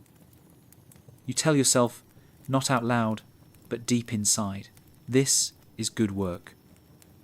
Sometimes the pride comes when you see your son mastering a task you once struggled with. You remember how long it took you to learn the right angle to hold the scraper, the exact pressure to apply, so you removed the flesh without gouging the hide. You remember the frustration of torn skins, the stinging reprimands of your father or uncle or master, the slow, painful process of learning through failure. And now you watch your boy, his brow furrowed in concentration, his small hands steady, his motions sure and practiced. You watch him finish a hide, step back, glance up at you, and in his eyes you see the same flicker of satisfaction you once felt, the same small thrill of "I did this." There are also moments when you allow yourself to wonder, quietly, about where your work will go. That hide you just pulled from the lime pit, will it become part of a soldier's armor, shielding him as he rides into battle? Will it be turned into a fine pair of boots that a merchant wears to a faraway city? Will it be stitched into the cover of a book that might someday rest in a scholar's hands, or on a noble's shelf, or in the dusty archives of a monastery? You will never know, of course. Once the hides leave your hands, they scatter like seeds on the wind. But still, the thought lingers. Your work travels further than you do. It carries a piece of you out into the world. And sometimes, rarely, but sometimes you catch a glimpse of it coming back. Maybe you see the village priest wearing gloves that you know were made from the batch you finished last month. Maybe you pass a saddler's shop and spot a harness, still smelling faintly of the oils used to finish it, crafted from the hides you softened and prepared. Maybe you see a young woman walking through the market in a pair of soft leather slippers, her step light, her face glowing, and you remember the pile of delicate lambskins you worked with in the tannery weeks before. No one stops to thank you, of course. No one connects the final product back to your hands. But you know. You recognize the marks of your craft, your labor, your quiet contribution, and there is a subtle warmth in that recognition. These moments of pride are not loud or boastful. They do not erase the smell clinging to your clothes, the ache in your back, the exhaustion clouding your mind. They do not lift you out of poverty or win you respect at the market or the church. But they matter. They matter because they remind you that you are not just a man scraping through dirt and waste, not just a figure hunched over a bench, not just a body breaking under the weight of endless toil. You are a craftsman. You are part of a lineage of makers, of shapers, of men who take what is raw and transform it into something needed, something useful, something lasting. You remember, faintly, the first time you felt that pride years ago, when you were still an apprentice, still learning the tools, still fumbling through the motions. You had stayed late, working long after the other boys had gone home, determined to finish a difficult hide. Your hands were blistered, your arms trembling, your eyes stinging with sweat. But when you finally stepped back and looked at the hide stretched clean and even before you, you felt a flush rise in your chest, a small, fierce spark of triumph. It was imperfect, yes, but it was yours. You had taken something filthy and raw, and you had made it ready. Even now, years later, that memory stays with you, a quiet ember you carry through the long, hard days. It reminds you that beneath the filth, beneath the exhaustion, beneath the layers of dismissal and disdain from the outside world, there is something solid, something worthwhile, something you can claim as your own. Sometimes, late at night, when the tannery is dark and still, when the only sound is the soft breathing of your family in their beds, you sit quietly by the fire and let yourself reflect on what you have built. Not just the piles of prepared hides stacked neatly in the yard, not just the tools sharpened and ready for tomorrow, but the life you have shaped, the knowledge passed down, the resilience hardened by years of labor, the steady, enduring thread of craft that runs through your days. You have endured. You have created. You have held your ground, one scraped hide at a time. And so, when dawn breaks again, and you rise to face the next day's labor, you carry that quiet pride with you. It does not shout, or shine, or boast. It does not erase the hardships or the burdens. But it is there, steady and firm, like the leather you work, shaped by fire, toughened by time, softened by care, and capable, always, of holding far more weight than anyone expects. There comes a point when you can no longer ignore the truth your body has been whispering for years. You wake in the morning, and the stiffness in your back no longer fades after a few stretches or careful movements. Your knees groan with every step, and your fingers, once quick and sure, struggle to close around the familiar tools. You find yourself pausing more often, breathing harder, feeling the weight of tasks you once performed with ease.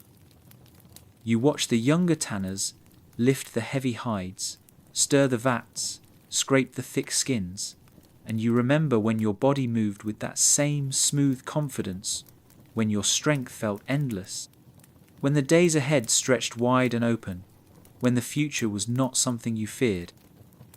But the future has arrived, slowly, steadily, with each passing year, each deepening line on your face, each scar added to your hands. You stand now at the edge of your working years, looking back over the long path you have walked, and you wonder, what have I left behind? What will remain when I am gone? You think first, of course, of your children. You see them now, your eldest son, taller than you, his shoulders broad with labour, his hands already marked by the tannery's bite. Your daughter, steady and capable, managing the countless small tasks that keep the household afloat. The younger ones, still learning, still watching, still absorbing the rhythms of a life shaped by hides and tools and vats. You wonder if they will carry on the trade when you can no longer guide them, if they will find some small pride in the craft you have passed down, if they will curse the limitations it imposes even as they lean on its hard, steady certainty. You have tried to teach them more than just the motions of the work. You have tried to teach them resilience, the quiet endurance that carries you through long, thankless days, the stubborn pride that comes from doing a job well, even when no one notices, the knowledge that your worth is not measured by the coin in your purse or the praise on others' lips, but by the care you bring to your craft, by the strength you bring to your family, by the dignity you carry in your heart.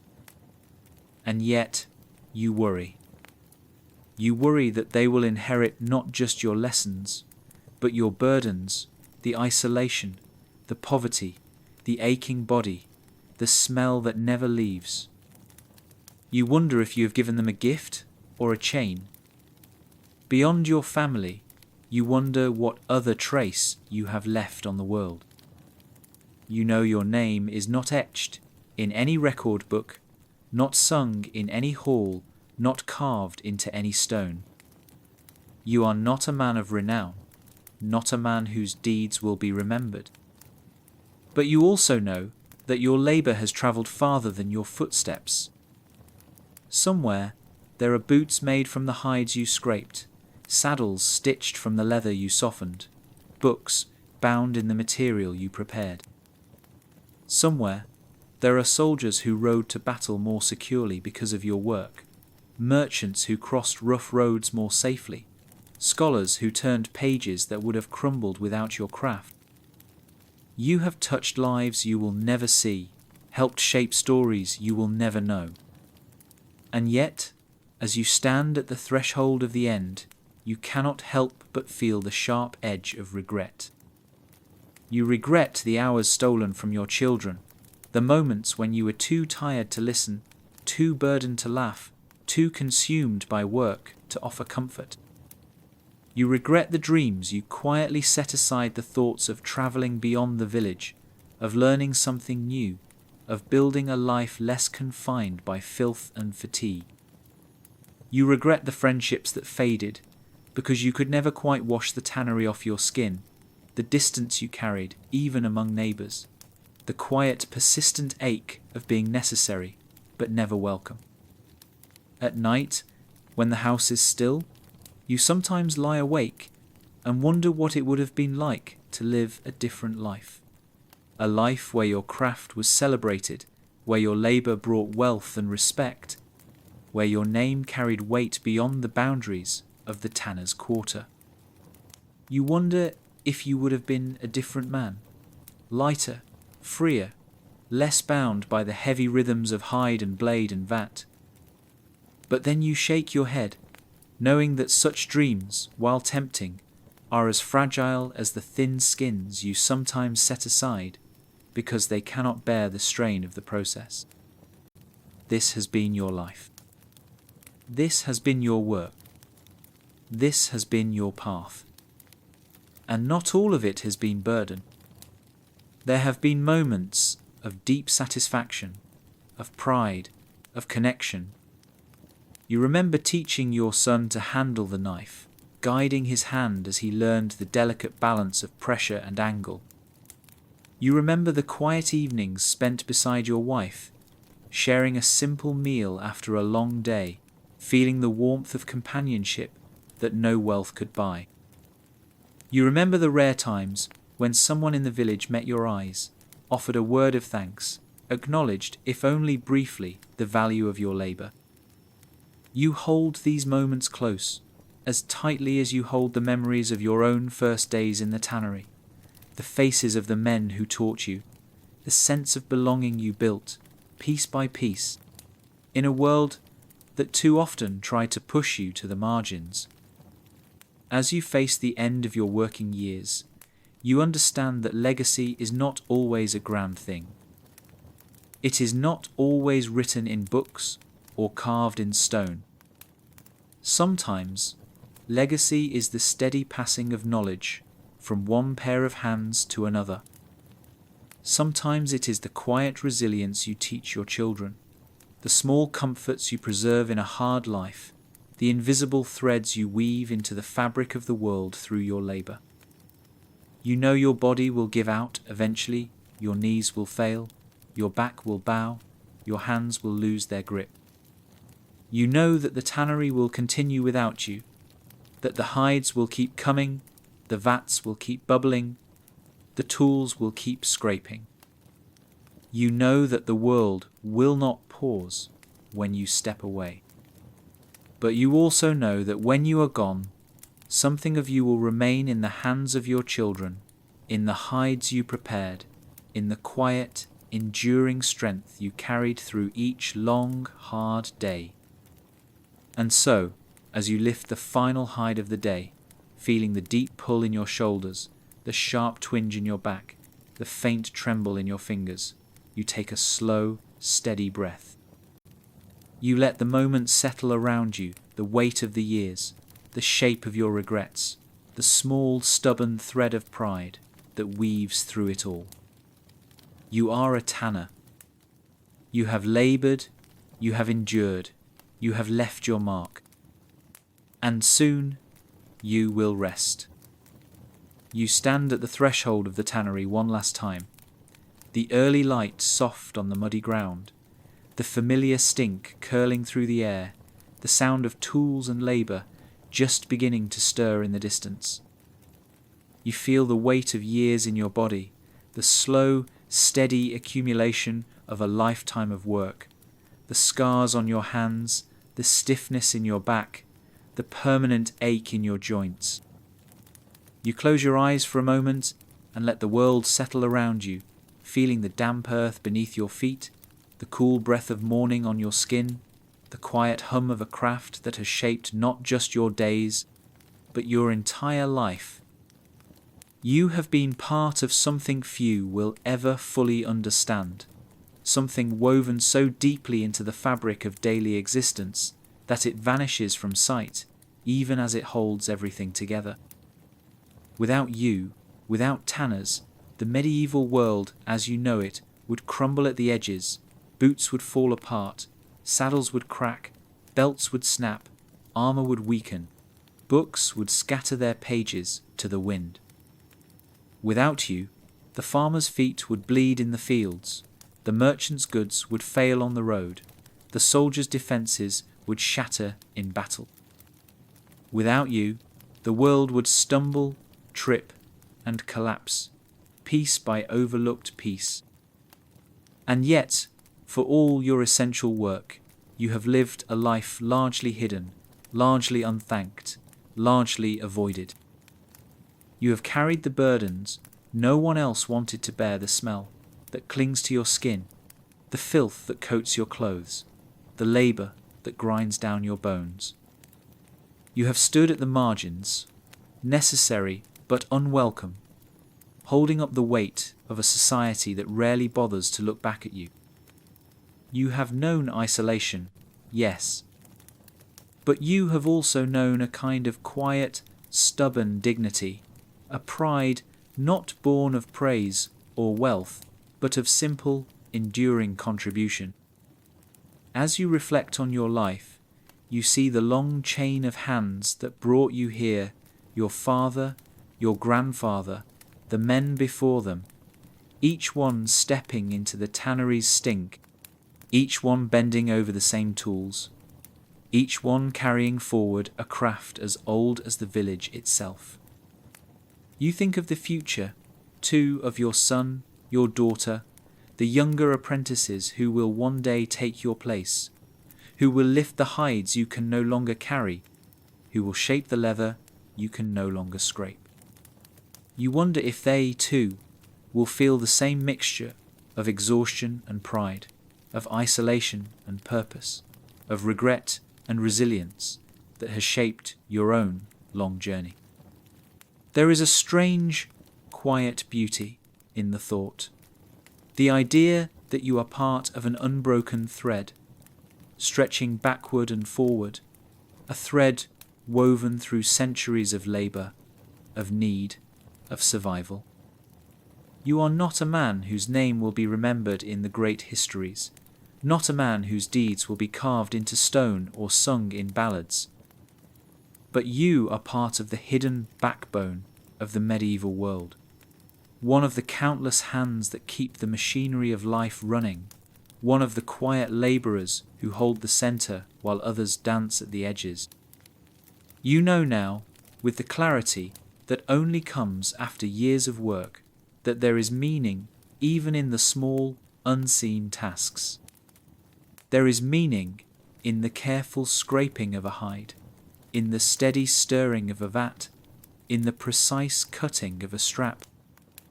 There is meaning in showing up each day, in lifting what must be lifted, in carrying what must be carried, in shaping what must be shaped. There is meaning in the simple fact of enduring, of continuing, of doing the work, even when no one thanks you, even when no one notices, even when no one understands. And, in the end, perhaps that is the deepest legacy you leave behind, not wealth, not fame, not grandeur, but the quiet, enduring strength of a life lived in service to something larger than yourself. You have helped build a world, even if no one saw you doing it. You have helped hold a community together, even if they never turned to offer you a nod of respect. You have helped shape a craft that will outlive you, carried forward by hands you have trained, by shoulders you have steadied, by hearts you have quietly inspired. As you take one last look across the tannery yard, you feel a small, bittersweet flicker deep inside a mixture of sorrow and satisfaction, of loss and completion, of endings and beginnings. You know you will not walk these muddy paths much longer. You know your time is nearly done. But you also know that the work will continue, that the hides will keep arriving, that the vats will keep bubbling, that the tools will keep scraping. And you know too that even when you are gone, some part of you will remain in the leather that shapes the world, in the children who carry on your craft, in the quiet, essential strength that has defined your life. You take a slow, steady breath, feeling the weight of it all the years, the regrets, the triumphs, the burdens, the legacies. You let it settle deep into your bones, into your heart, into your final, quiet acceptance.